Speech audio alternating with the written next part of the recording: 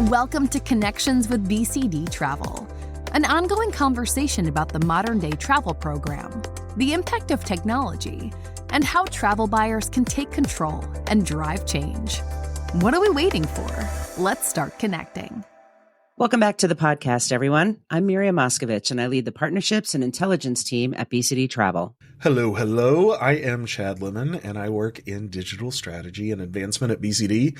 A quick reminder before we get into today's episode that we love hearing from you, and we have two quick, easy ways to do it. First, you can head to bcdtravel.com/podcast and drop us a note there. Or if you're listening on a major podcast platform like Apple or Spotify, you can click the text us link and send an anonymous message. Chad, we're getting close to the end of our second season. I know. Second to last episode. It's weird, right? Like, I love doing this with you. I love having all of our guests. Not going to lie, I'm looking forward to the holiday break, though. I'm sure you are too. Yeah, me too. And I don't know if you can call it a tradition yet, but last season we reserved our second to last episode to do a final state of the industry. We did that episode, and I say we do the same this year. Yeah, absolutely. The state of the industry episodes are generally some of our most popular, and truthfully, I like them too. I love hearing about what's going on across the globe and across the industry, and looking forward to what might be coming. Well, we've had her on our show many times, but on this episode, we welcome back Rossana Martin, Senior Vice President of Global Sales of North America at BCD.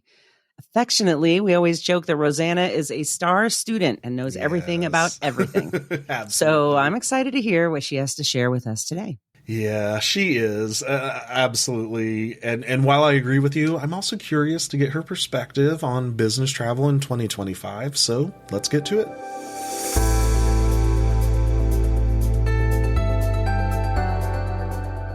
Welcome back, Rossana. It is always great having you on the podcast.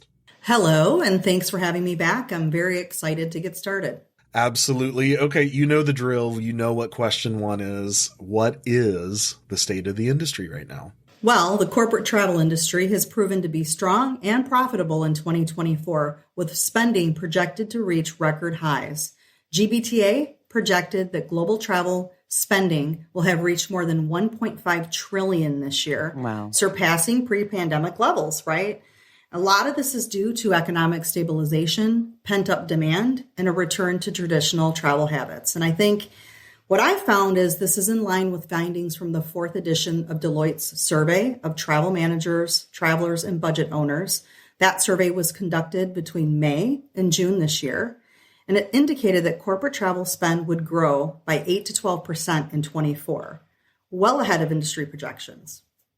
And frequency of travel is now up, with travelers taking more trips on average and or longer trips than before. And the same study indicated that corporates are expecting a 15% travel budget increase in 2025, as opposed to this year. And I just spoke to a client from Asia the other day, and they were telling me their average trip is now 5.1 days. Wow. So it's more than double what it was pre-pandemic. So it's interesting. And I think we're expecting the business travel market to continue to grow. So the compound annual growth rate was projected at 12.3% from 23 to 24. And from 25 to 2028, growth is expected to moderate gradually, but that growth rate is still expected to be close to 7%. Well, you were on the podcast a few months ago and gave us a state of the industry during the summer. Do you feel like your outlook has changed much, or have things stayed fairly consistent for you? Well, overall, it's shockingly been fairly consistent since June, with the exception of some hotel rate changes that we've seen in LATAM and Mexico. Rossana, last time we had you on, you took us on this trip around the world and visited all the regions to give us updates. And can you do that again this time? Sure. And I think since the regions have been pretty consistent, and the fact we've just going to release our 2025 travel market report, are you okay with us looking ahead to 2025? Of course. Awesome. All right, let's start with economics and global growth. I think that's a good place to start. According to Oxford Economics, in 2025, economic growth is expected to be close to the same as 24 at 2.85%. So 2024 was 2.7%. There is some uncertainty with the incoming U.S. president and a new administration, which there typically is, and which will surely impact economics in some way. including the global economy overall. So kind of looking at that, the U.S. will still continue to outperform other advanced economies. That's something that we do know. Over the last 2 years, we've grown more quickly than any other advanced economy. We expect this will continue in 2025, but to a much lesser degree. And overall, we see a higher and more volatile prices to become the norm. All right, so let's talk about global airfare and the outlook there. Okay. Globally, we expect average ticket prices to be virtually unchanged in 2025, really rising by just 0.1%. Okay, that's good news, right? Yeah, well, that's good news, right? For the traveler, anyway. For the traveler, right, Yeah. Exactly. And while regional fares should rise by 0.2%, we're expecting fares for intercontinental trips to actually fall by about 0.6%. Overall economy fares are likely to be flat amid concerns about the sustainability of leisure demand, which is actually tailing off a little bit.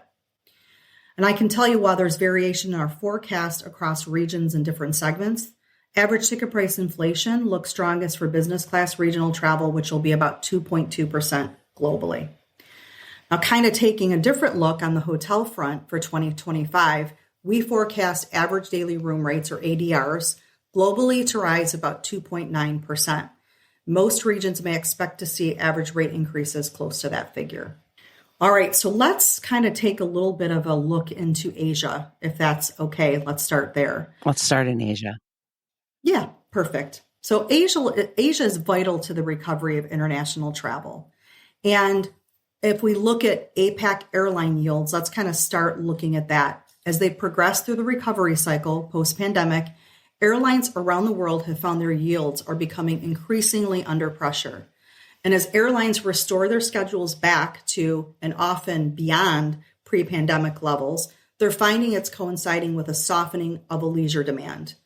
And as they continue to look at these lower average yields, airlines are more actively seeking to attract and develop corporate business. That's good news for the buyer, Yes, because it should place them right in a stronger position to renegotiate certain deals. So super exciting on that front. Across all fare classes and journeys, Southwest Pacific and Asia can expect to see the strongest increases in average ticket prices, 3% and 2.4% respectively. That will make the Southwest Pacific the strongest performing region.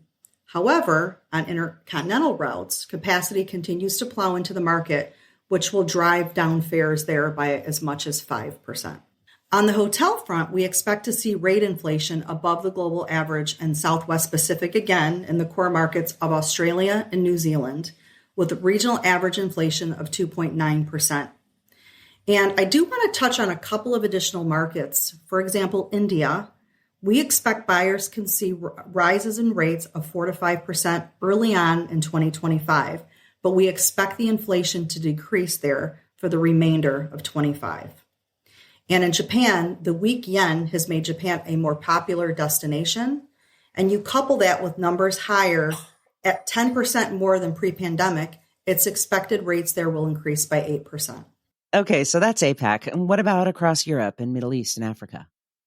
All right, so for Europe, average ticket prices are expected to grow by 1.1% overall, with regional economy fares having the highest increase at 1.5%. With intercontinental economy fares expected to fall by 1%. If you look at hotels across Europe, we're expecting an increase of about 2.8% overall. We're seeing pricing strength in Southern Europe with expected 6% increases in Spain, who has one of the strongest price movements in Europe just in general. We expect rate inflation to be weakest in Eastern Europe, primarily due to a 2% decrease in Russia. Again, not surprising there. But what's interesting is that large hotel chains in Greece are trying to push corporate rates up. So we see that buyers there can expect about a 3% increase there. And high occupancy and costs in Switzerland, we believe, will push hotel costs there by about 4%. All right, so let's go into the Middle East and we'll look at average ticket prices there. We expect they will decrease across the region by 0.4%, with regional business fares remaining flat and intercontinental business fares increasing by about 0.5%. So on the hotel front, the Middle East is projected to have the highest average daily rate increase by about 4.1%. And this is a result of the strength of hotel pricing in Saudi Arabia, which disguises price weakness elsewhere in the region. And rate movements are expected to be in the 0 to 2% range in most other Middle Eastern countries. All right, let's take a look at Africa and looking there into the airfares. So overall in the region, we expect them to remain flat with the exception of regional business fares, which we expect to increase by about 1%.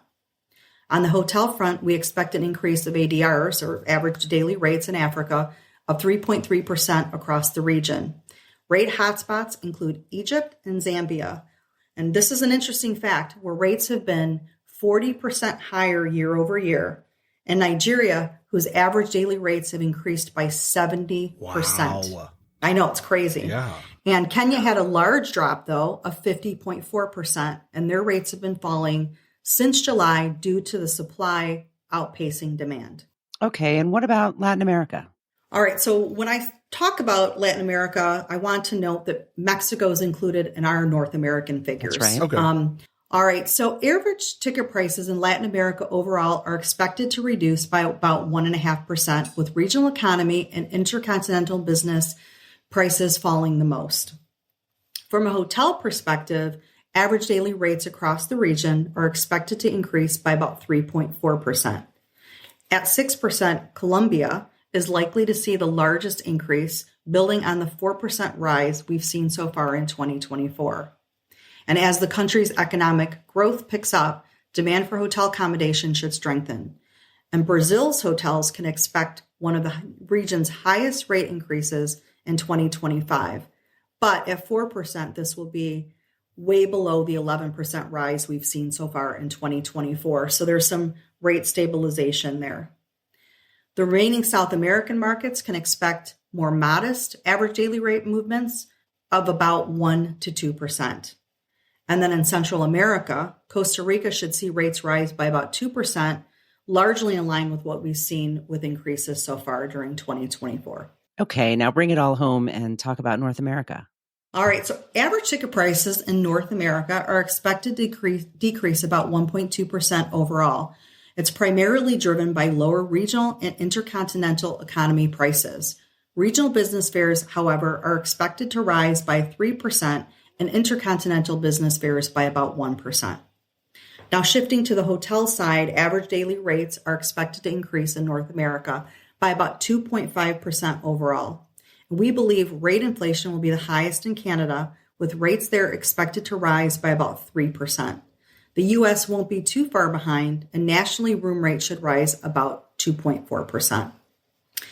And looking at the Mexican market, average daily rates are rising rapidly there, and this has propelled prices to be almost 50% higher than they'd been before the pandemic.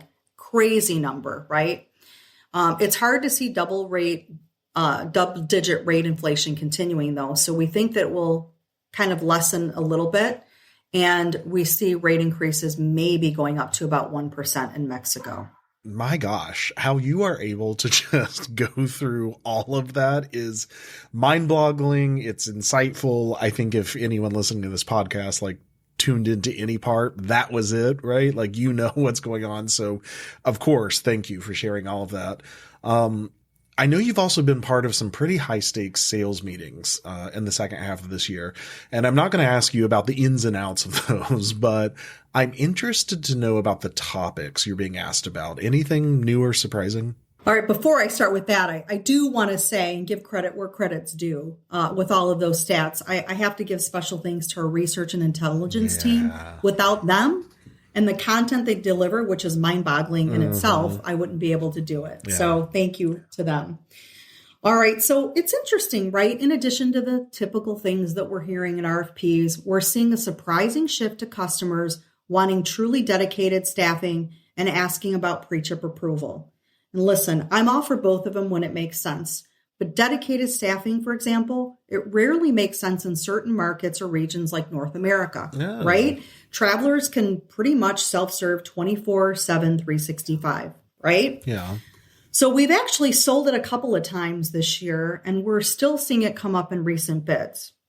But we believe it can drive up costs unnecessarily. So we try to take a deep dive with each client as to the reasons for it. If it's to band-aid their current bad service with the TMC, it probably doesn't make sense. In that case, to be honest, they should just choose a TMC who can deliver excellent designated service, which is table stakes. Yeah. And I hate to say it, but sometimes we find out it's really because their tech setup or their travel policy doesn't align or support self-service, right? And so that has an effect on the service with them thinking they need a dedicated staff. Mm-hmm. And then kind of shifting to pre-trip approval, many who work with me know I'm not a huge fan of it. Unless you're declining trips, right? 30% or more of the time, you simply aren't getting a return on your investment. Most travelers, we find, want to do the right thing and will do it 100% of the time if the tools are built the right way. It's a build it right from the beginning and they will come mentality, really.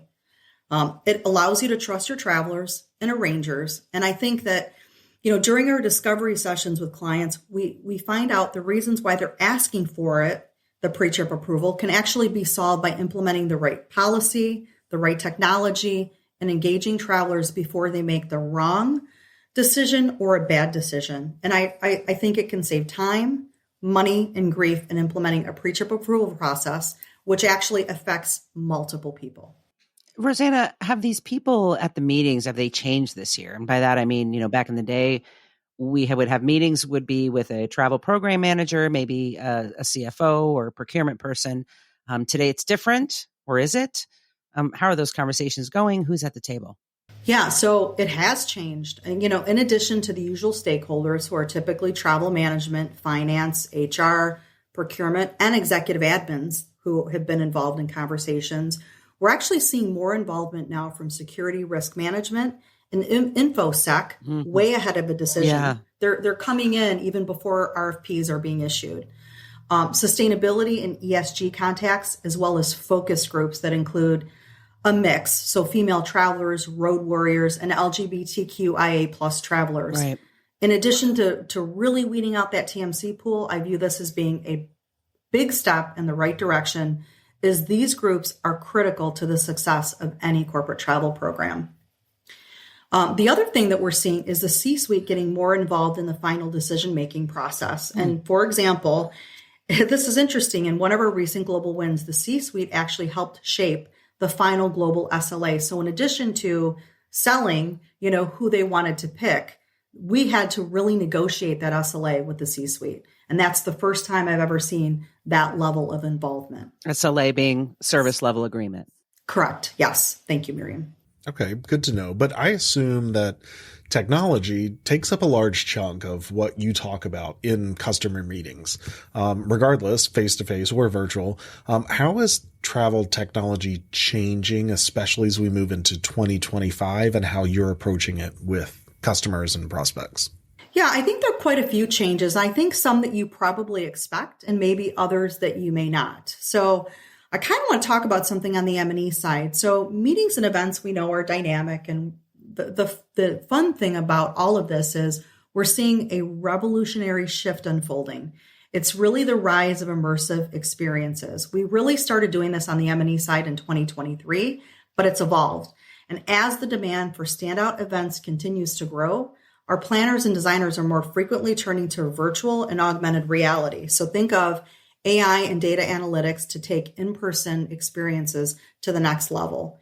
And so specifically, the collective, which is powered by BCD M&E, they have a lot of experience in this area, and where we're seeing their offering grow. And a good example of this, which is interesting, is they designed a registration process for a client where attendees were invited to input a term or a phrase into this open field.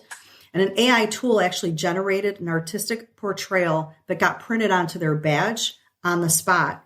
And the event in question was really heavily focused around emerging AI. So it was a very unique and personalized way to tie into the theme, Love right? That. So kind of exciting. Cool. Yeah. And I think on the corporate side, we're going to see personalized travel continue to grow. Advanced AI will enable highly customized travel experiences, from flight choices to hotel recommendations based on individual preference, but also I think being able to stay in line with corporate travel policy. Okay, Rosanna, we're about to end 2024, and you both know me. I have to get a little mushy sometimes. What or who is BCD Travel to you? All right. Well, I love the mushy, right? Yeah, perfect. BCD to me is, look, we care about our people, which is reflected in our multiple HR related awards. And I think it makes BCD an employer of choice, quite frankly, with the best talent in the travel industry. Yeah. We're financially strong. That allows us to make targeted investments in service and technology. And I think lastly, I think of us as the premium brand and the leader in the corporate TMC space. We don't just show up for customers. We don't just go to events. We are the trusted advisor and industry thought leader. We really immerse ourselves into our clients' culture and teams and become a true partner with the goal of a long-term partnership. And when we make promises to our clients, we deliver. And I believe the true testament to that is reflected in our industry-leading retention rate, which is about 98% and has been consistently industry-leading for the past 10 plus years.